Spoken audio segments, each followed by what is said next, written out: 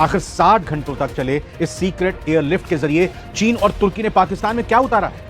क्या इस्लामाबाद को advance drones, missile defence system और सैन्य साजो सामान की नई खेप सौंपी गई है भारत के खिलाफ? भारत की एजेंसी को और जो दुनिया के एनालिस्ट हैं उनको एकदम से सतर्क कर दिया है, क्योंकि इन विमानों के जरिए ड्रोन्स, घातक हथियार और कुछ और मिलिट्री बेस पाकिस्तान बहुत तेजी से पहुंचाई जा रही है। 60 घंटों के भीतर चीन और तुर्की के सैन्य विमान जो हैं वो पाकिस्तान पहुंचे हैं, जिसमें संभावित हथियार, सैन्य उपकरण की आपूर्ति को लेकर अटकलें हैं। अभी ये आपको लड़ा कर ही रहेंगे। पाकिस्तान भारत का युद्ध अब तैयारी में है। दोस्तों, अब तीसरा रीजन में क्यों बोल रहा हूँ कि तैयारी में है, उसका है कश्मीर ट्रिगर। क्योंकि अगर ये सिर्फ सामान्य मिलिट्री को ऑपरेशन या ट्रेनिंग एक्टिविटी होती तो इतनी लंबी और लगातार एयरलिफ्ट क्यों होती, इतने बड़े मिलिट्री ट्रांसपोर्ट एयरक्राफ्ट की जरूरत क्यों पड़ती, और एक साथ चीन और तुर्की की मौजूदगी क्यों दिखाई देती?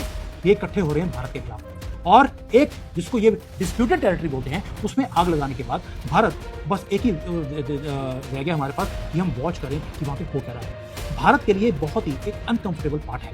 भारत के लिए ये चिंता की बात है कि इतने वॉर फुटिंग के ऊपर जो हथियार सप्लाई हो रहे हैं, कंपोनेंट सप्लाई हो रहे हैं, मिसाइलें सप्लाई हो रही हैं या ड्रोन्स के कंपोनेंट्स भी सप्लाई हो रहे हैं, वो इंडिया को लगता है कि शायद मेरे खिलाफ इस्तेमाल किए जा सकते हैं। भारत और मोदी जी हाईएस्ट लेवल के अलर्ट के ऊपर हैं। पाकिस्तान के अंदर पिछले 60 घंटे में लगातार नॉन स्टॉप एयरलिफ्ट हो रही हैं कुछ ट्रांसपोर्ट मटेरियल जो कि चाइना से और तुर्की से आ रहा है। दोस्तों, ये अनमार्क्ड मिलिट्री के ट्रांसपोर्ट प्लेन्स हैं जो चाइना तुर्की से आ रहे हैं और लैंड कर रहे हैं पाकिस्तान के अंदर। कोई अनाउंसमेंट नहीं है, कोई प्रेस रिलीज नहीं है, कोई एक्सप्लेनेशन नहीं है कि इसमें क्या आ रहा है। बस एक ही काम हो रहा है, हैवी एयरक्राफ्ट्स जिसके की कोऑर्डिनेट्स भी किसी को दिए नहीं जा रहे, वो दो जगह पर अगेन एंड अगेन लगातार एक घंटे बाद वो प्लेन्स लैंड कर रहे हैं। वो आते हैं, समाज छोड़कर वापस चले जाते हैं, अगला प्लेन दोबारा से आ जाता है। और ये कहाँ हो रहा है? रावलपिंडी में और कराची में। दोस्तों, ये कहीं और हो रहा होता तो मैं सोच समझता कि यार ये नॉर्मल को ट्रांसपोर्टेशन है, लेकिन अनमार्क्ड है। जो आर्मी के टैंक्स होते हैं, ये टैंक होती है, जो एयरक्राफ्ट होते हैं जो चीज़ों को ट्रांसपोर्ट करते हैं, वो आ रहे हैं। और कुछ कश्मीर के अंदर भी हो रहा है, जो अगर आप ज्वाइन करेंगे आपको पता लगेगा कि something big is going to happen. Security जो सोर्सेज हैं उन्होंने ट्रैक किया प्लेन्स को, जो चाइनीज और टर्किश मिलिट्री के ट्रांसपोर्ट एयरक्राफ्ट कैरियर्स हैं या एयरक्राफ्ट के प्लेन्स हैं। दोस्तों, वो रिपीटेडली जा रहे हैं दो मोस्ट सेंसिटिव एयर बेसिस के अंदर, नूर खान बेस वही वाली जो रावलपिंडी में है, और दूसरी है मसरूर जो कराची में है। अब नूर खान बेस कोई आम बेस नहीं है, ये सिर्फ कुछ मिनट दूर है पाकिस्तान का जो मिलिट्री हेडक्वार्टर है उसके पास। जब ये यहाँ पर लैंडिंग होती है वो मैटर करती है, इंटेलिजेंस के हमारे ऑफिशियल्स हैं उन्होंने बोलना शुरू कर दिया ये पैटर्न अनयूजुअल है, ये रूटीन का ट्रांसपोर्ट कैरियर्स वहां पर नहीं आ रहे, और ना ही कोई स्टैंडर्ड रीसप्लाई है जो यहाँ पर हो रही है। एक कॉन्सेंट्रेटेड डेलिबरेट पुश है किसी चीजों का जो पाकिस्तान में दिया जा रहा है। अब ये जो सस्पेक्टेड कार्गो है उसमें क्या आने की उम्मीद है?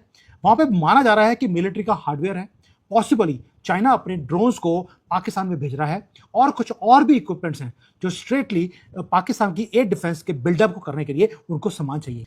चाइना ऑलरेडी पाकिस्तान का लार्जेस्ट आर्म्स का सप्लायर है, लेकिन उन्होंने कभी भी लगातार ट्रांसपोर्ट जो प्लेन्स होते हैं उनको नहीं भेजा 60 घंटे लगातार। अब आपको मालूम है कि पाकिस्तान को फाइटर जेट चाहिए चाइना से, एयर डिफेंस सिस्टम चाइना का, इवन की अटैक के जो ड्रोन्स हैं वो भी चाइना से आते हैं। दूसरी तरफ तुर्की है, तुर्की भी नया अभी मुसलमान बना है पाकिस्तान के साथ, उसने भी सोना शुरू कर दिया। वो उसका सेकंड मेजर उसका नेवल टेक्नोलॉजी उसको देता है, एंड मोस्ट इंपॉर्टेंटली वो अपने ड्रोन्स भी तुर्की पाकिस्तान को देता है।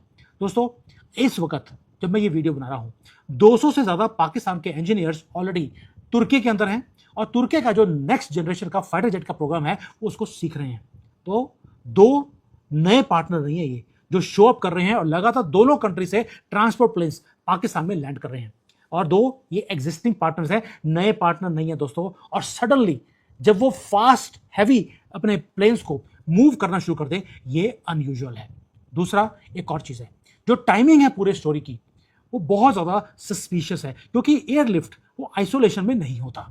एयरलिफ्ट शुरू होता है तुर्की से भी और चाइना से भी। क्या ये कोइंसिडेंस हो सकता है? मे बी ये कोइंसिडेंस हो, लेकिन जियोपॉलिटिक्स में मैंने आज तक कोई कोइंसिडेंस होता हुआ दिखाई मुझे नहीं दिया। लेकिन दोस्तों, जो मिलिट्री अलायंसेस होते हैं वो पेपर पे आप एग्रीमेंट्स को साइन कर सकते हैं, लेकिन जो एक्चुअल लड़ाई होती है वो होती है हार्डवेयर के साथ। और जब हार्डवेयर आपका एयरलिफ्ट होना शुरू हो जाए और वो आपके बॉर्डर के पास, आपके दुश्मन के बॉर्डर के पास वो पहुंचना शुरू हो जाए, इसका मतलब है कि there is something which is cooking. मैं तभी बोल रहा हूं अभी ये आपको लड़ाकर ही रहेंगे। पाकिस्तान भारत का युद्ध अब तैयारी में है। दोस्तों, अब तीसरा रीजन मैं क्यों बोल रहा हूं कि तैयारी में है, उसका है कश्मीर ट्रिगर। क्योंकि अपरेंटली आपको लगता है ये 2-3 स्टोरीज अलग अलग हैं, लेकिन जब ये इकट्ठी होती हैं तो आपको पूरी स्टोरी समझ आएगी। पाकिस्तान ने अपने आप को एक पैक्ट में सऊदी अरेबिया और तुर्की के साथ नाटो बना लिया, और उसके कुछ दिन के बाद चाइना और तुर्की का जो मिलिट्री के कार्गो के प्लेन्स हैं वो लैंड करते हैं इनके सबसे बड़े स्ट्रेटेजिक एयर बेसिस के अंदर। और उसी सेम विंडो में वॉशिंगटन का एक आदमी कश्मीर में जाकर पंगा डालता है, लाउड, पब्लिकली एंड अनमिस्टेकेबली, ताकि दुनिया देखे कि अमेरिका बोल क्या रहा है। दोस्तों, 3 पावर ब्लॉक्स ये इकट्ठे हो रहे हैं भारत के खिलाफ, और एक जिसको ये डिस्प्यूटेड टेरिटरी बोलते हैं उसमें आग लगाने के बाद भारत बस एक ही रह गया हमारे पास कि हम वॉच करें कि वहां पे हो क्या रहा है।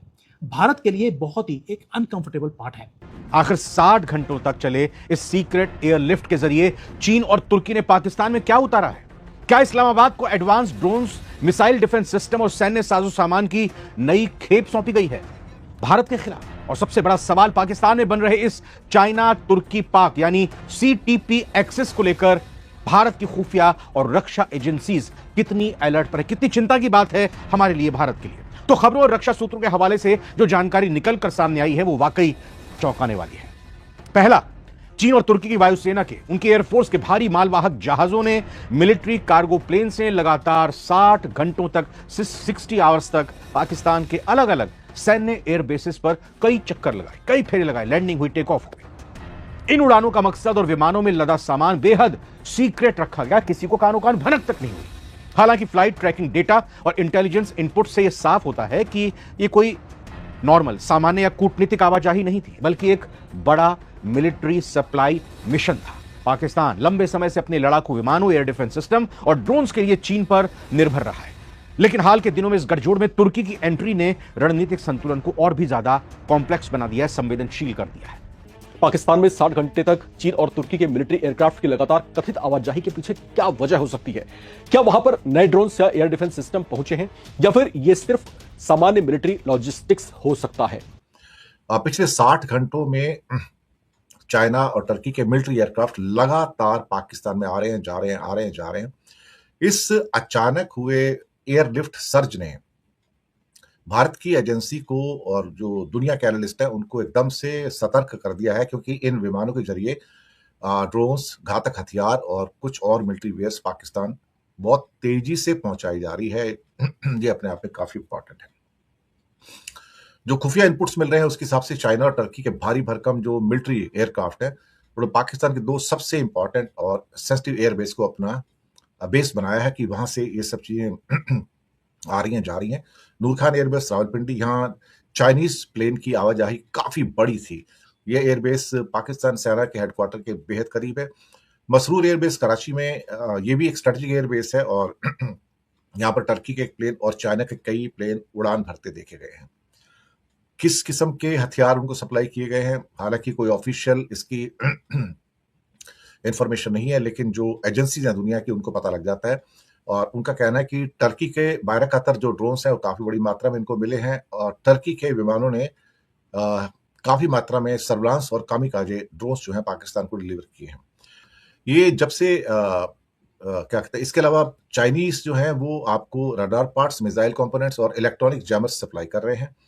मक्का समझौते के बाद ऐसा लगता है कि पाकिस्तान को मजबूत करने का इरादा सऊदी का भी है और साथ में टर्की का भी है, और हो सकता है कि सऊदी फाइनेंशियल असिस्टेंस इसमें दे भी रहा हो।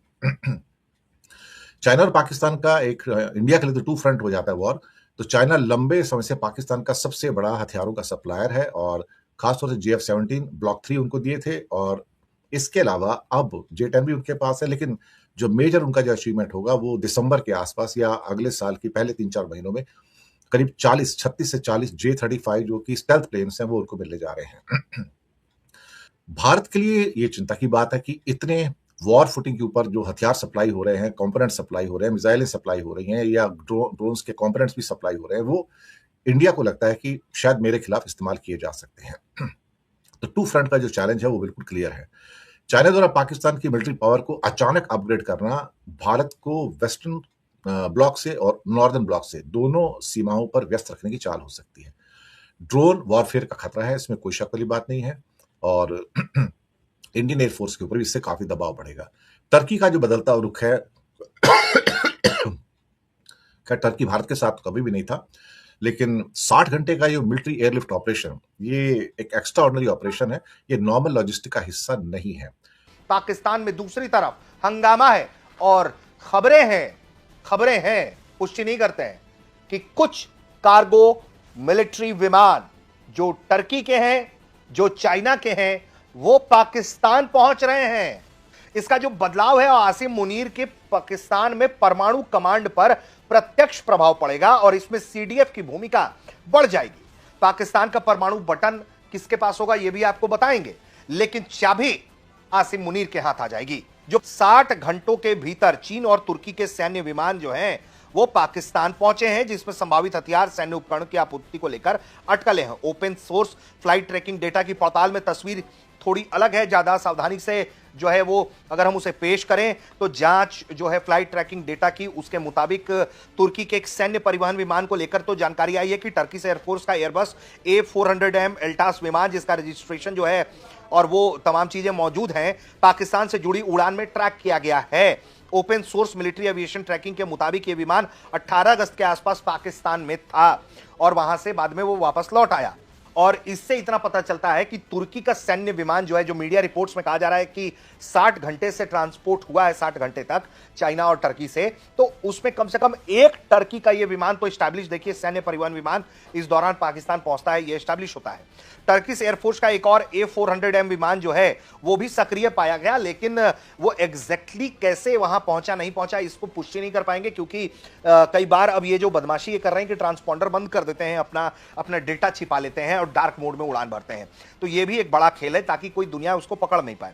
इसके अलावा चाइना के Y-20 सैन्य परिवहन विमान को लेकर भी रिपोर्ट्स में दावा किया जा रहा है कि नूर खान और पाकिस्तान के एयरफोर्स के मसरूर एयरबेस पर ये पहुंचे हैं, लेकिन सार्वजनिक रूप से इसकी हम स्वतंत्र पुष्टि नहीं कर सकते हैं। लेकिन हाँ, ये तो सत्य है और इसको अगर हम एक तरीके से सीक्वेंसिंग में जोड़ें तो जब ऑपरेशन सिंदूर हमने किया था दोस्तों, उससे पहले, ठीक पहले पाकिस्तान के पास चाइना और टर्की के विमान उनके एयरबेसेस पे मौजूद थे। टर्की का कार्गो विमान भी वहां उतरा था। चीन और तुर्की के मिलिट्री ट्रांसपोर्ट एयरक्राफ्ट करीब 60 घंटे तक पाकिस्तान में लगातार आवाजाही करते रहे।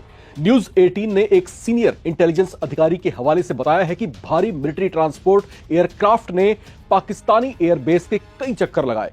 इसमें रावलपिंडी के पास मौजूद नूर खान एयरबेस और कराची का मसरूर एयरबेस भी शामिल बताए जा रहे हैं। लेकिन सबसे बड़ा सवाल अभी भी अनसुलझा है, इन विमानों ने पाकिस्तान में क्या उतारा? रिपोर्ट में सुरक्षा सूत्रों के हवाले से संभावना जताई गई है कि इन फ्लाइट्स का संबंध मिलिट्री इक्विपमेंट की ट्रांसपोर्टेशन से हो सकता है। इसमें ड्रोन्स और डिफेंस रिलेटेड सामग्री शामिल होने की भी बातें कही जा रही हैं। लेकिन यहां पर एक बेहद जरूरी बात आपको समझनी होगी, क्योंकि अगर यह सिर्फ सामान्य मिलिट्री कोऑपरेशन या ट्रेनिंग एक्टिविटी होती तो इतनी लंबी और लगातार एयरलिफ्ट क्यों होती? इतने बड़े मिलिट्री ट्रांसपोर्ट एयरक्राफ्ट की जरूरत क्यों पड़ती? और एक साथ चीन और तुर्की की मौजूदगी क्यों दिखाई देती? अब पाकिस्तान की मिलिट्री जरूरतों को समझिए। पाकिस्तान लंबे समय से fighter aircraft, air defence system और अनमैन्ड प्लेटफॉर्म के लिए चीन पर काफी निर्भर रहा है। भारत और पाकिस्तान के बीच पिछले साल हुए सैन्य टकराव के बाद चीन पाकिस्तान डिफेंस कोऑपरेशन और ज्यादा चर्चाओं में आया। चीन ने भी यह बात स्वीकार की थी कि उस दौरान उसकी एविएशन इंडस्ट्री से जुड़े कर्मचारियों ने पाकिस्तान को टेक्निकल असिस्टेंट दी थी। अब सवाल उठता है कि क्या इस बार भी चीन पाकिस्तान की मिलिट्री कैपेबिलिटी को तेजी से मजबूत कर रहा है? एक संभावना यह भी जताई जा रही है कि पाकिस्तान को किसी नए एयर डिफेंस सिस्टम की डिलीवरी मिली हो सकती है, खासकर इसलिए क्योंकि रिपोर्ट में यह सवाल उठाया गया है उनकी ओर से अभी किसी भी तरह की पुष्टि नहीं की जा रही।